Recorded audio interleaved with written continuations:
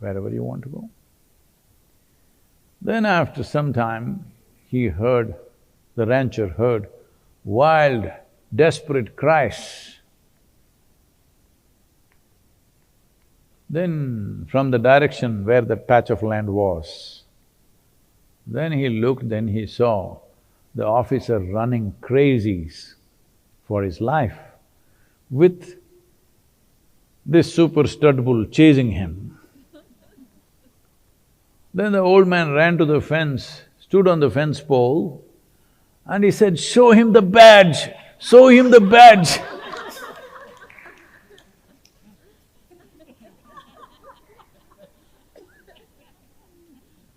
Please, don't flash your entitlements in the face of the virus. It's non-discriminatory.